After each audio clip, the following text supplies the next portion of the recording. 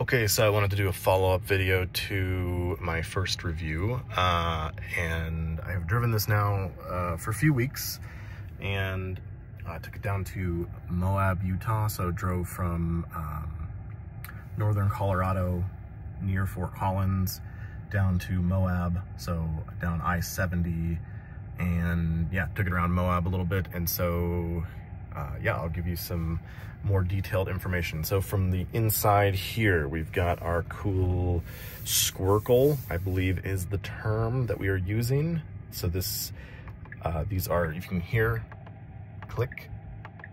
So that's nice. I like that better than, I drove a Model X and it has like, just where you touch them. I like having the tactile feel, so that's nice. I like having this as a dedicated button as opposed to just part of this button. That's nice. The dynamic ratio, where this only turns a certain amount side to side, that's awesome.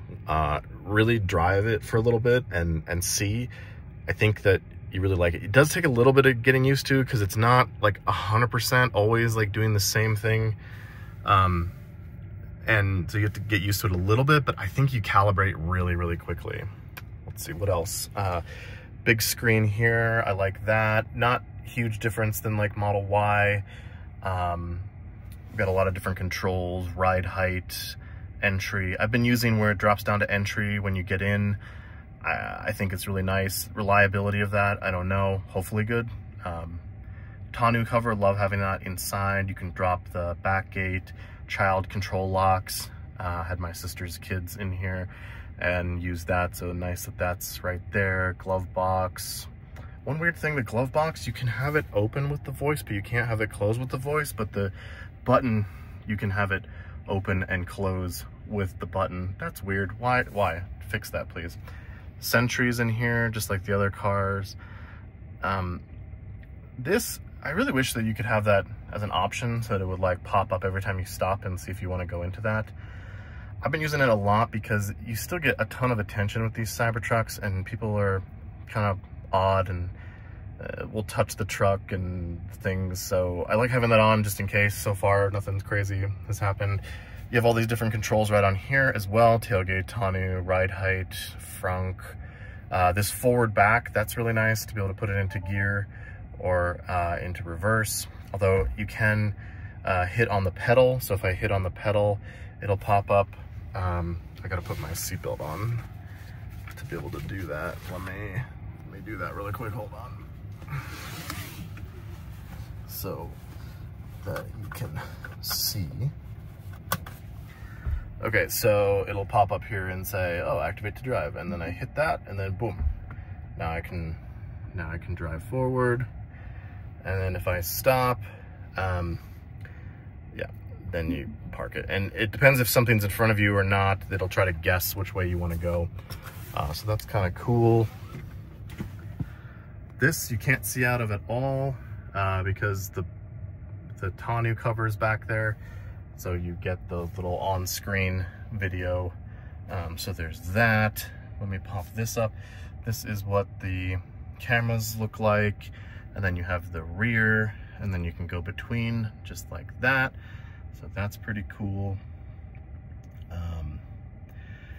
Let's see, stereo in this thing is very, very good. I wouldn't say that it's like crazy better than my Model Y was, but it's a little bit better. The bass feels very much like you're in a club that has that kind of like encompassing, like, but almost like that there's bass at a distance and the bass is coming from everywhere. That'd be like the biggest thing I'd say is different than the Model Y. The Model Y can feel a little boomy. I don't know if that makes any sense. But stereo is very nice. HVAC system runs through here. So that is nice. This is an LED strip that runs here. This is the tactical gray color, if people are wondering about that. Do have the button to open and close here. And these are the window switches. Some people have complained about these being back here. I agree. It's really weird because your arm is here and you have to kind of move your body to actually get to these. Why can't these be here and they could just have rearranged this slightly? That's weird. It's strange to me. This charger has worked pretty well. I mean, not like lightning fast, but I do like it. I like that the phones fit down in here, so they stay put, and it's really convenient to just drop them in here when you're in the car. The Model Y, it's like up further, and it's kind of like just barely inconvenient enough where sometimes I didn't use it very much. Let's see. These little tiny guys up here, you can pop these down. You got a little tiny mirror in here, and that's kind of cool. There is this blank space here. I've had some weirdness with like the sun will be here, but then you drive a little bit and then the sun's up here, and then like, so you kind of have to like go between. I think they should make this a little darker, and I think they should pull it down a little bit further, like maybe even to here, because I think you wouldn't even need to use this, and this really isn't in your line of sight. If they pulled it down just a little bit, I think that would be an improvement. What else is interesting? Well, let's go outside and show some stuff and talk about a few other things. Yeah, getting in and out with these buttons have been really nice. I am worried that this should have something like more for your hands. I don't know how well this is going to hold up to constantly being kind of squished all the time every time you open it. These doors, crazy, just ridiculous, super thick. Yeah, really crazy. These you can see those red lenses in there, so those are the new cameras. I think generation 4, so I think some of the Ys have that as well. These are the core wheels, so these are not the off-road wheels, so that's what those look like. Charge port back here, tonneau back here. I got shit in here, so sorry, but this is what this looks like back here. Got these lights. I did get this Tesla insert thing. This, I feel like they could redesign. I thought they had redesigned it, but I still struggle to get it into these little holes here. It seems like they could probably do a better job with that, so hopefully they redesign it again. I do really love that because it keeps everything back here, so you don't need to be like getting in the bed, and so I think that's totally worth it to have that. I just wish it was a little bit easier to maneuver around. Tonneau cover works really good.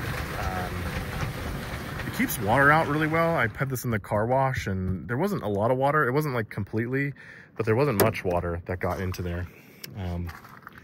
So yeah, and then the back of it here, and then you can pop this. There's the buttons here. Pop this down, and that's how that works. One thing, so I was using this to trailer, and so with this button, so this button's only on this one side. So when you're over here and you have the trailer, it's really annoying because you have to like hop over the trailer every time you want to try to get into the bed. So I really think that there should be controls on both sides. That would be a nice improvement, I think. So there's that. I haven't messed around with these inserts yet for the covers. I took this off-roading just a little bit, just on a dirt road. I didn't really do like hardcore off-roading or anything. I did get this tinted. So this has, I can't remember. I think 15 or 20 is the tint that they did on it. And then the front part as well. I think that makes it look really nice. Definitely would recommend that people do that when they are getting their Cybertruck.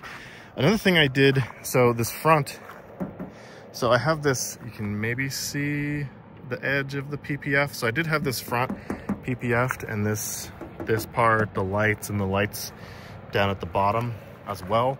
I think it blends in. I was a little worried that you'd be able to really tell, but I don't think you can tell very much. And I think it's very much worth it because I was down in the winter basically here, 20-degree weather, and I'm still getting bugs,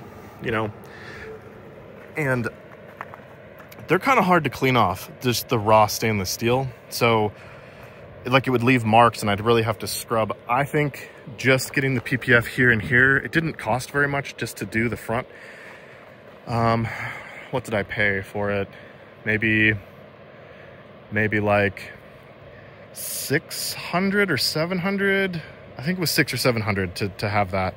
So not crazy, and I think it's worth it because otherwise you're going to be constantly polishing this off to get those bugs and stuff off of there.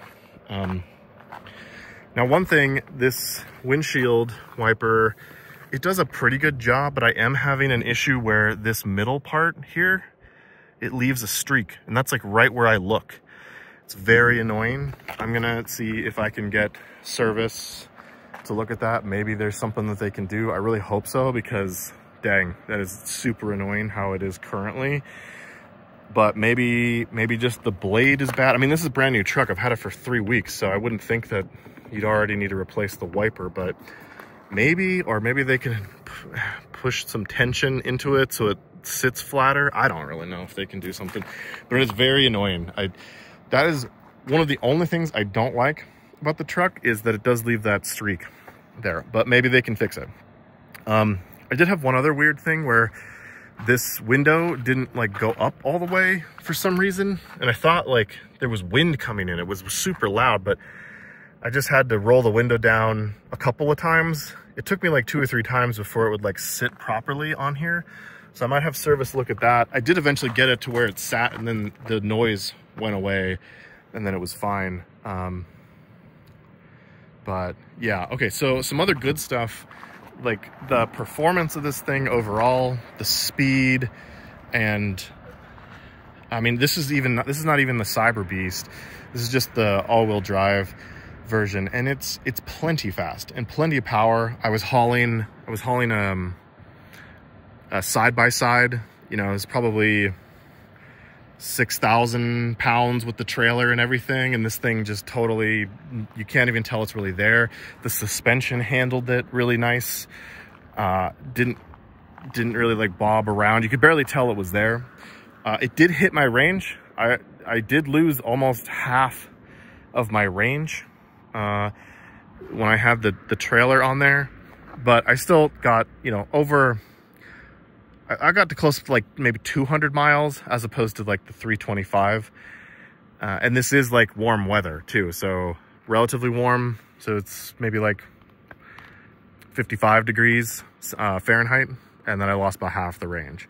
And in terms of from here to Fort Collins, though, Moab to Fort Collins, the range is basically the same as my Model Y. So it's not really better, it's not really worse, so I'm pretty happy with that. I have to stop one time in between here and Fort Collins. Now it depends, so sometimes with my Model Y I had to stop more than once, so it depends on how cold it is. So that really makes a huge difference. But yeah, other things that are good, so it's super quiet in there, at least for me, for the cars that I've owned, which has been 2 Teslas in a row. This has been the quietest Tesla that I've owned in terms of on the interstate, how quiet it feels inside. This has been the best Tesla that I've owned in terms of how nice it rides, that air suspension, and being able to put it into like sport mode. And if you put that in sport mode, you can, like, this is a canyon that I just came through, and man, you can run that through that canyon. You can rip it through that canyon pretty well. For how big it is, I think it's really impressive. But then if you want it to be more floaty and just chill, there's the comfort mode, and that makes it really nice too. Really impressed. I drove the Rivian, the R1T and the R1S before I bought this, and I think this handles and drives in terms of like suspension and performance way better. The dual steering is so nice on the interstate. It's almost like you go like horizontal, it feels like, as opposed to like turning gradually onto it. It makes it just feel relatively sporty for how big it is. Now this is big, and you do notice it, you know, you're compared to my Model Y, if I'm trying to park it, it's not as nice to park, but you know, you get a lot of utility for that. And yeah, what else is there good? Oh, one more negative thing. So the headlights, so you know, they're down here in this little kind of crack. They are okay. Some people were saying they're really, really bad, but I would say that they're okay. The brights are actually pretty good. I would say the brights are actually above average. the, what do you call it? The non-high beams, they're pretty average. Now, I've heard some people say maybe they need to be adjusted because maybe they're not doing that from the factory or something. I might have them check that. I'll post a video if they're able to adjust those to be better. They're not like bad, but it's just like, you know, this is an expensive truck and you'd think that they'd be above average, but I think they're pretty average. So just kind of a heads up on that. One thing that I kind of noticed, which is interesting, like the way that this sits, you almost are in the line that other people's headlights are hitting you. So it might be like worse than you think. I don't know. I haven't like scienced that much, but like it seems like their headlights will kind of hit you in the eyes and it makes it seem like there's not as much light in front of you, but it actually does throw a decent amount of light. I don't know. I have complicated feelings about it. Let's just go with they're average for right now. Otherwise, yeah, I don't think any other negative things. Overall, I'm still really positive on it. I will probably post another video after a few more months of owning it, but I'd say, I don't know, out of 10, I'm at probably a 9, to be honest. The windshield wiper annoys me. The headlights are kind of meh. Maybe they can fix both of those things. I'm not sure. But I haven't had any other real issues. Oh, I guess I've had a couple rattles. They're pretty minor. They're not like the Rivian was a brand new vehicle and it rattled way more than this does. So I don't know if that's just a Tesla thing. That might be yeah, more than just a Tesla thing. So I think that's probably all I will say for right now. But yes, I'm probably still at like a 9 out of 10. Like I said, do be aware. Hauling, if you're hauling stuff within 100 miles, you know, you got to go from your house to somewhere and that's within 100 miles, this thing's great. It's awesome for that. But if you think you're going to buy this and be able to do a lot of trailer action, I think you will be disappointed with the range. But I believe that that's similar to every other truck. It's getting about 50% of the range depending on what you have behind you. It depends on what you have behind you because these are so sensitive to aerodynamics. So you have to take that into account. But you know, I'm gonna haul stuff every once in a while when I come to Moab. I like having the bed. You can put all kinds of other stuff in there.